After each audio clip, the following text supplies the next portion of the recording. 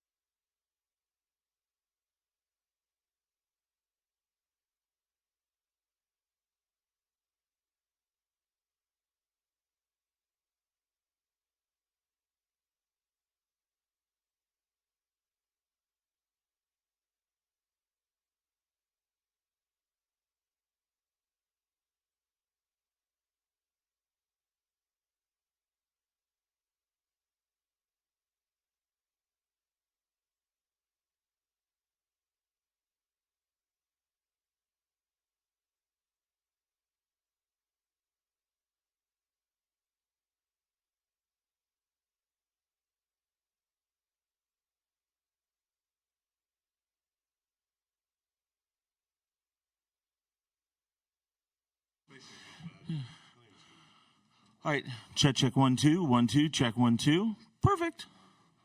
And then what's the Zoom so I can see who's in queue on Zoom? Let's get just 1 second. I'll get that set up. Okay.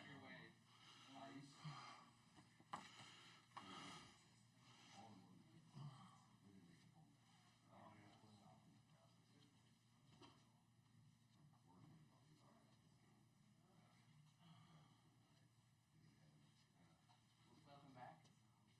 Welcome back. Thank you. All right. Yeah, everything's good, right? Looks like the team's here, so.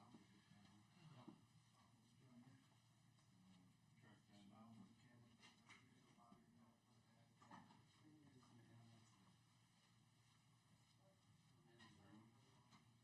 How have you been? Good. Good.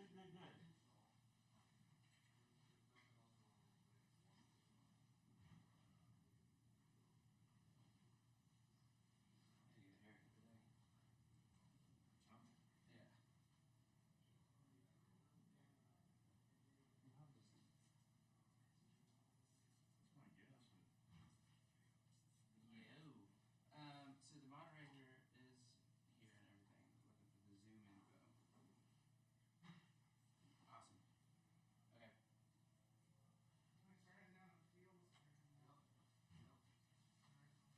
How much land is? So it's a small farm. Well, they just walked out. It's all good.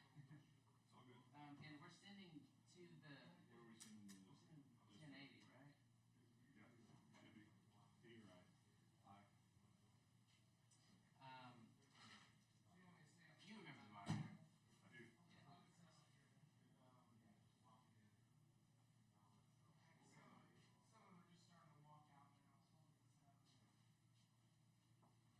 I think he wanted to be able to have it up there. Is what I'm understanding.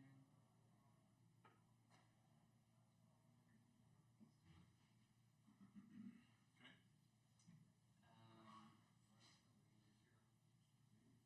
I'm sure he will be back in here shortly. So 2.3, right? What's that? This house. They bought it. Yeah, I think they bought it for $300,000. They have it for 2.3. It's a horse farm, Yeah. Okay, so it's got land. 20 acres. Oh, okay. There you go. You're buying land. You're not buying a house. Oh, you buying this house? If you see this house, you're like, Oh, whoa. really? Oh, okay. Like it's just a plus that they have the land in the barn, right? So 10,000 square feet, you know, of living area. Like this is in the middle of nowhere. Well, that's where it should be. Yeah. It's a bigger pool, though. Doesn't matter. Let's be honest. There's a barn. Look at that front door. Look at this entryway. What are you doing?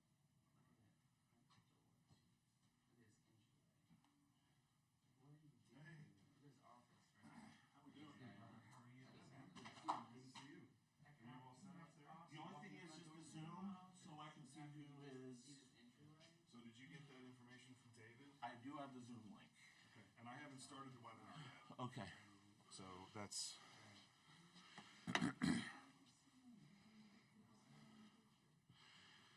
I was going to wait until 9, but why don't we just go ahead and get Yeah. started?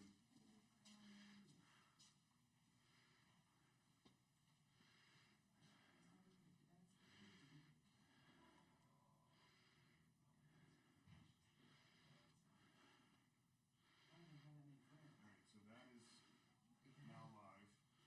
This is the pantry. Camping pantry.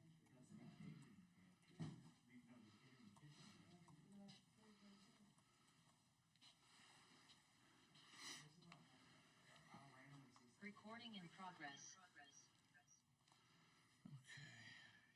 Can you mute that mic? Yes, please. Yes.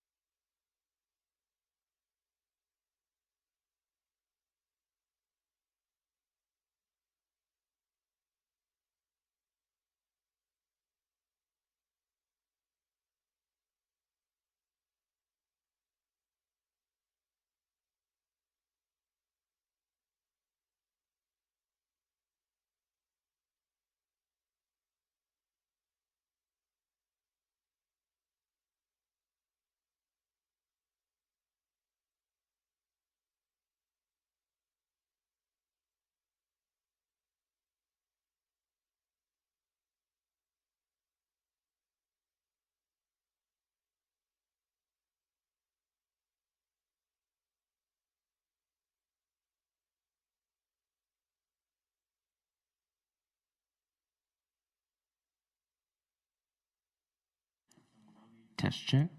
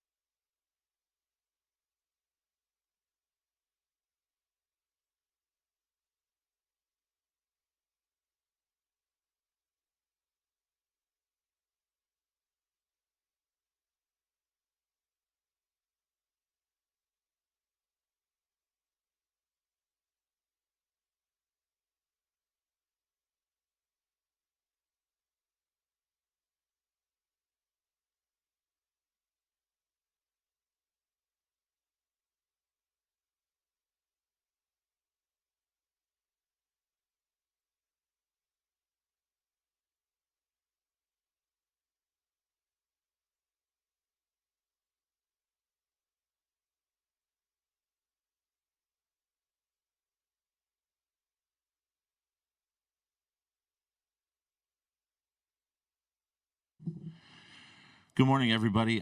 We will get started in about 8 minutes. We'll have Coach here at 9:25, and then we'll have the players upstairs directly above us, okay, starting at 9:45. And I'll give you the list of who those players will be here in a little bit.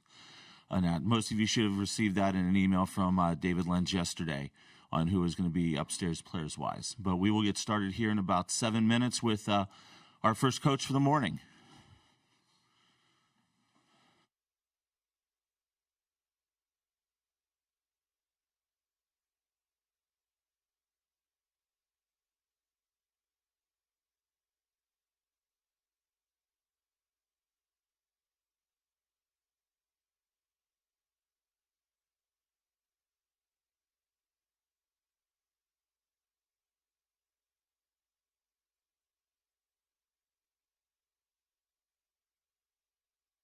Go ahead and wait for a few minutes. Once again, since we're doing Zoom and we have some folks joining us virtually, we don't want to start much earlier than 9:25. So we'll let Coach relax for a quick second, take a deep breath, and then we'll get going with some questions here in a few minutes.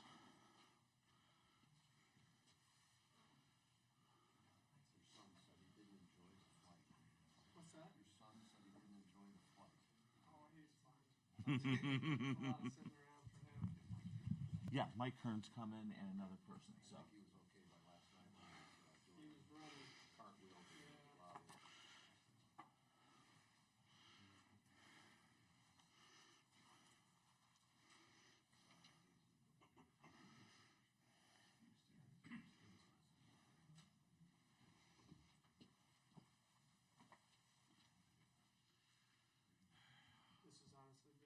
to get him out of diapers. He's too old, and he's been counting down this trip because I said football players don't wear diapers, buddy. And he woke up this morning. He's like, 4 days straight.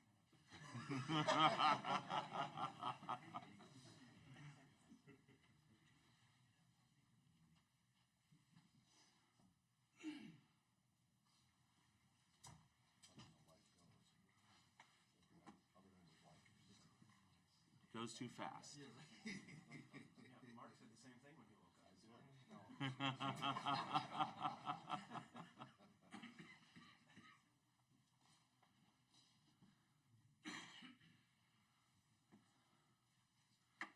We'll get started in about 3 minutes, everybody.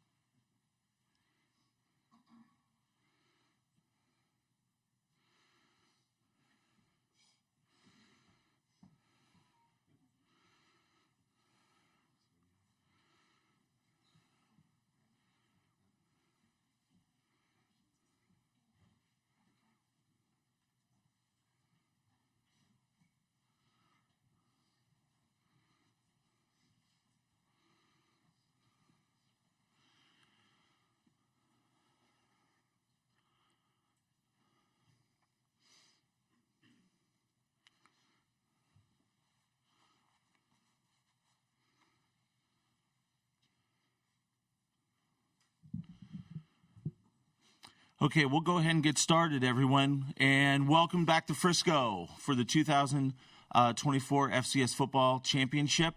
My name is Jim Powers from the NCAA. I'll be moderating all the press conferences throughout the weekend. And we're going to kick things off with South Dakota State University and their head coach, Jimmy Rogers. We'll let him have an opening statement, and then we will ask for questions from the media in the room. And then for those that are going to be joining in on Zoom, we'll get to your questions here in a few moments. We will be passing a mic around. So if you would like to ask a question, please just raise your hand and we'll call on you. And when we give you the microphone, please say your name and your affiliation. Coach, welcome back to Frisco. Congratulations on a great year. Opening comments, please. Yeah, I appreciate you having us. This is an unbelievable venue to do this at. This is our third time in 4 years being here, and I would say this is really well ran, and it's really done first class in all areas. So we're blessed to be here. Congratulations to Montana for being here as well. 14-0 this season. We played really well up to this point in all phases, and we're really excited for this moment. Our guys are locked in. We've had several weeks of prep for this, whether it be working on ourselves and then starting in our prep on Montana. But our guys have been dialed in. This is a very mature football team that we have, and blessed to be the head coach at South Dakota State and be able to coach the guys that we have on this football team, because there's a lot of talent, but they work extremely hard. So really excited for this moment. Thank you, Coach. We'll open it up for questions. We'll start right up here in the front. Seat number 2. Jimmy, last year the team showed up with that chip on its shoulder because so many of the guys were on the team in 2021 that had lost at the end of the game. What's the mindset of this year's group as defending champs? Yeah, I don't think that we've lost that chip at all. This team is just hungry to deliver their best and take everything very personal. We beat narratives all season long, and whether they listen to them or not, I know they read it. And we've done our job up to this point. So I think this team is a little bit different. If you're asking for what gets them going, they're winners, and that's enough. Other question. The truck that brought all your stuff down, we interviewed them during the newscast last night. That's pretty cool. I was that the first time you had a chance to see it, and what was your? Yeah, I saw it a couple of days prior to that, but yeah, trucking did a really cool job of just putting that together. It's awesome. I think it's to be able to see that on the interstate drive, and I think it's pretty sweet. So small victories, but it's pretty awesome. Next question. We'll go right over there. Once again, say your name and your affiliation for us, please. Grant Sweeter, Kelland News. Jimmy, this senior group's kind of had it unique. 3 national championship appearances now. Had to go through COVID. Obviously, one of the most winning group. What's so special about this group of seniors?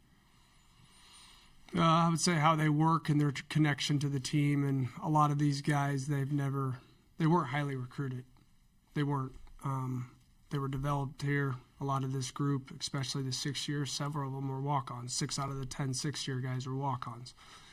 And it's really a credit to them and them buying into the system and them buying into the culture of South Dakota State and then pushing it farther than it's ever been. I'm blessed just because to be around a driven individual day in and day out and do it as consistent as they've done it, it's pretty special. And there's a lot of them on this football team, and they really push the culture piece through to the younger guys on the team, and they've been huge in my first year, honestly, because they've been great just as far as delivering the message to the rest of the team as well. Just to piggyback off that, Jaden and Jackson, 2 specific ones from Madison, right around the corner. What have they brought, in their multiple years success at the receiver position? Yeah, I think they're really special. They're very similar, but they're slightly different in their skill set of how we utilize them. But really dynamic playmakers for us. I think if we can get the ball to them in space, they're hard to take down. They're over 6'2", and they're 210 pounds. They're more built like a college linebacker than probably a wide receiver. Phenomenal workers. They got great focus, and they can come out and deliver in big moments. And that's what I would say. They don't shy away from the moment.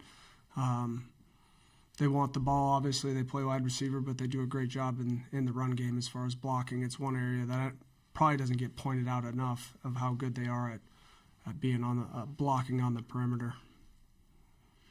We'll go ahead right there. Craig Haley from Stats Perform.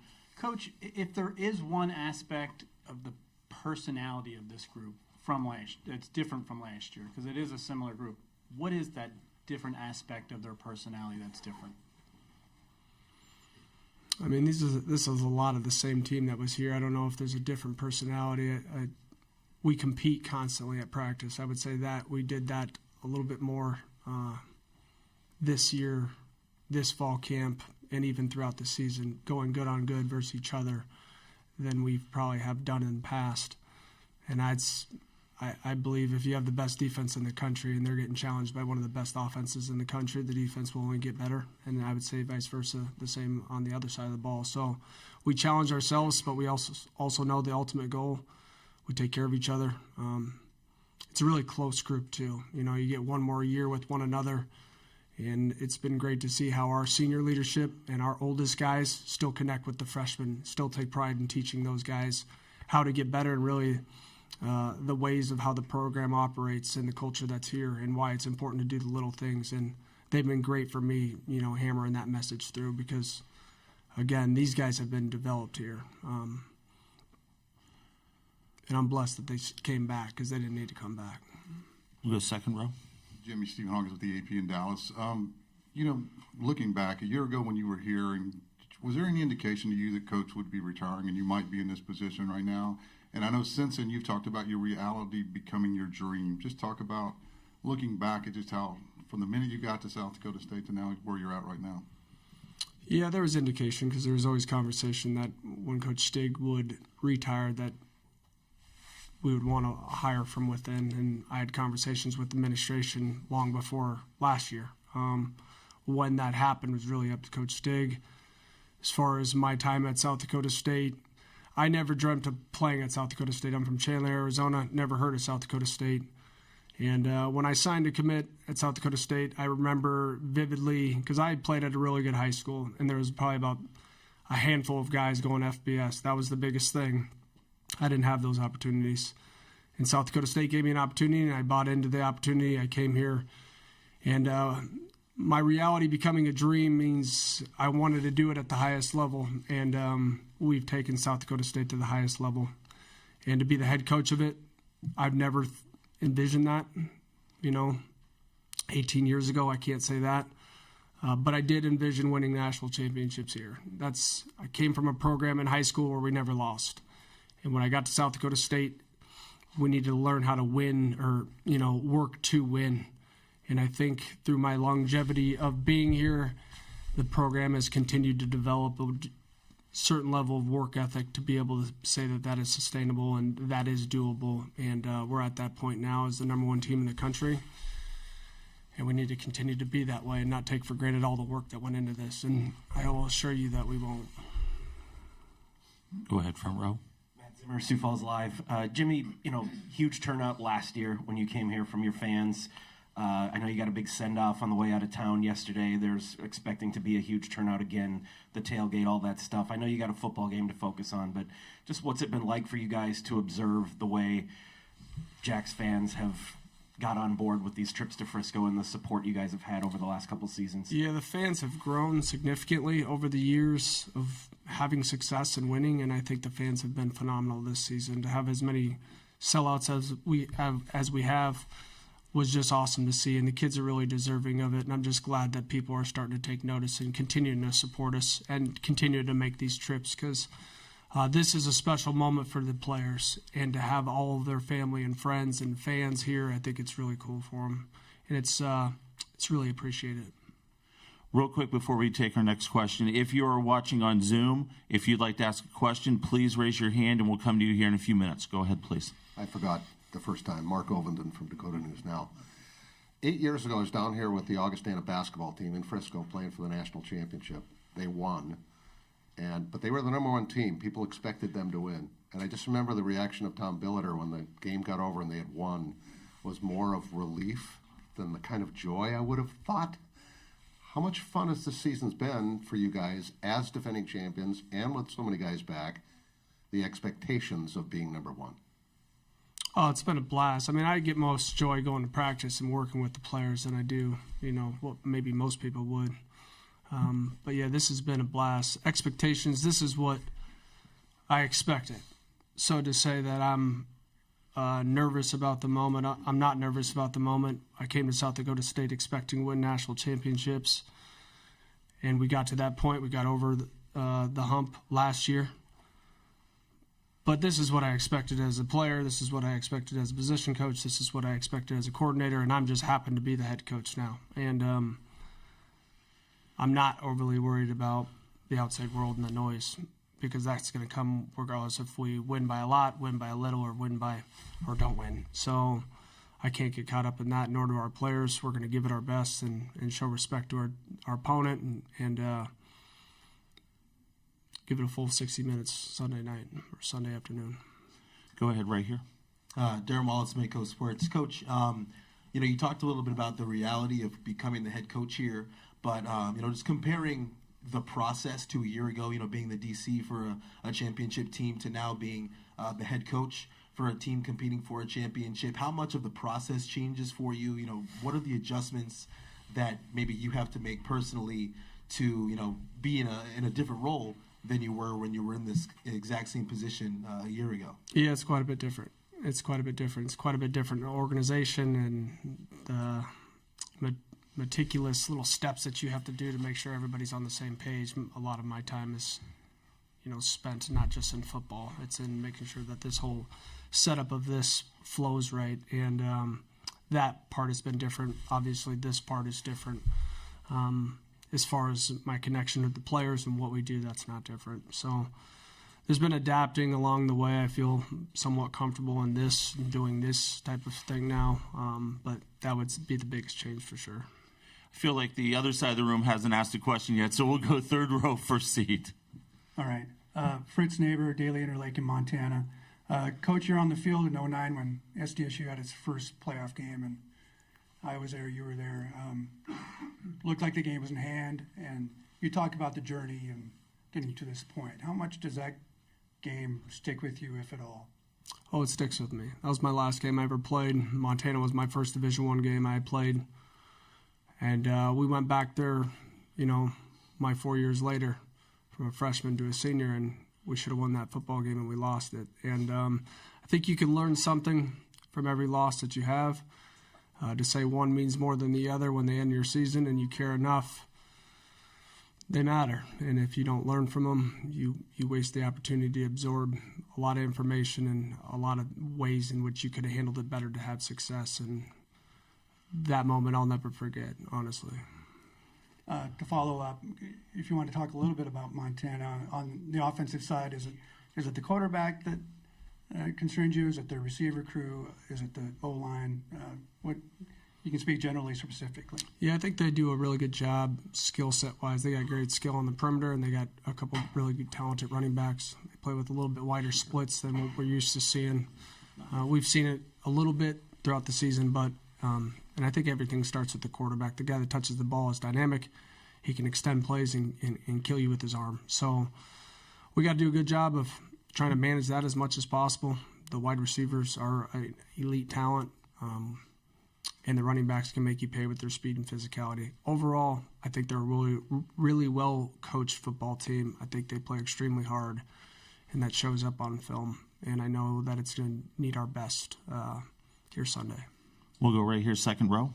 Jonathan Fernandez, Argus leader. Adam Bach started the season with an injury. He came back for the first conference game, and then he missed the next couple, and then came back and he's played the rest of the way. Obviously, because of that, his stats aren't necessarily like where they'd normally be, but just how would you describe his impact and his role in getting you guys back here? Adam Bach is a special talent, but he's also like a special leader. He manages our defense just from setting the front to changing, support calls to blitzing in a different direction at the last second. When you're very confident in what you do, everybody feeds off of that, and that he is. He's really confident in who he is. He's really confident in what he knows, and because of that, we have success as a defense. Yeah, I'm excited for him because I wasn't sure if we were going to get him back this season, and he's turned a corner. I can't say he's still 100%, but he's good enough. He's good enough to play in this game. In the previous media availability, Mason McCormick mentioned that this team defensively does a lot similar to what Villanova did when you guys played them in terms of throwing you guys different looks on defense. What kind of challenge does that present to you offensively when they're throwing different looks so often?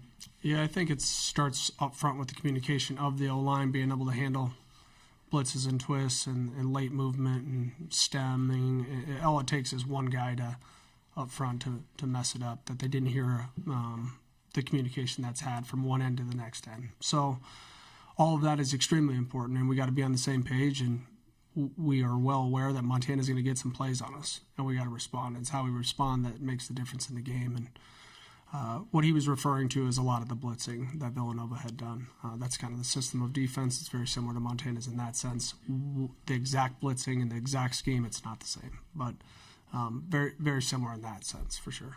Craig Haley, Stats Perform. Coach, in recent years, the Missouri Valley and Big Sky conferences have really separated themselves from the rest of the FCS. Perhaps it's JMU moving up, leaving the CAA. Great for both conferences, but how is there importance to you to see other conferences get to the level of the Big Sky and Missouri Valley conferences? Yeah, I think it's good for everybody. The better the FCS football just gets and becomes well rounded. But two great conferences, and they're on display here. I think any of those conferences, you look at the Missouri Valley, anybody can beat you week in, week out, and obviously we haven't played in the Big Sky, but looking at it over the years and seeing crossover film, I would say it's very similar. Everybody made a big stink about Montana losing to Northern Arizona, or how does that happen? Northern Arizona, just look at some of their scores. Maybe they didn't play the best, but maybe they were very capable, and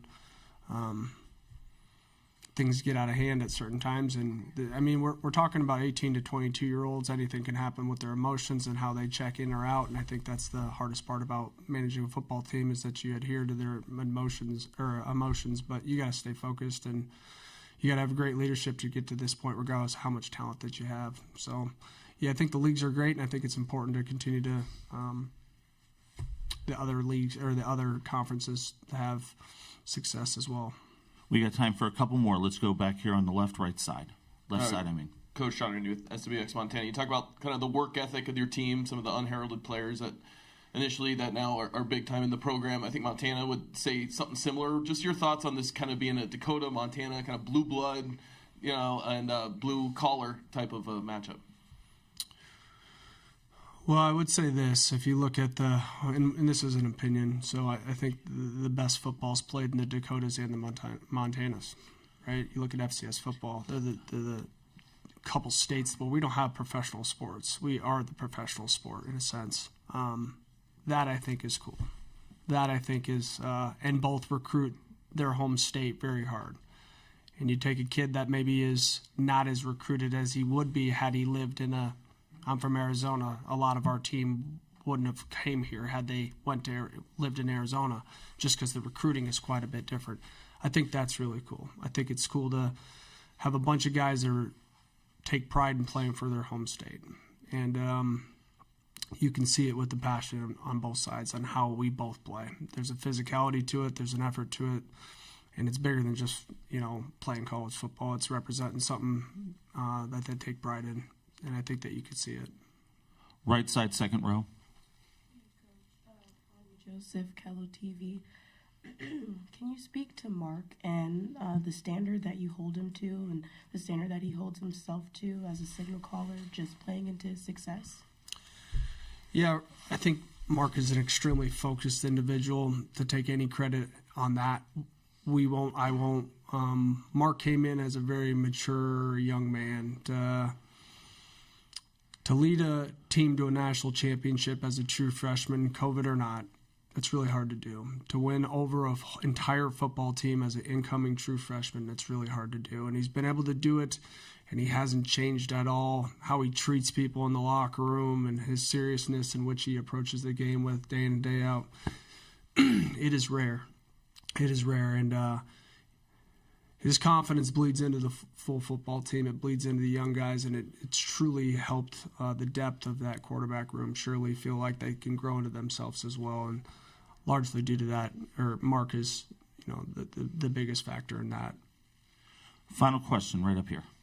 Hey, Jimmy, Greg Rockach from MTN Sports in Montana.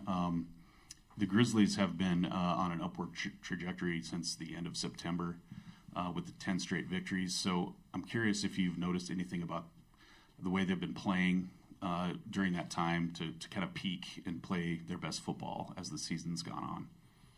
No, I think they've been solid. I think the game of football is fickle, and the outside world sees the result, rather than seeing how you got to that point.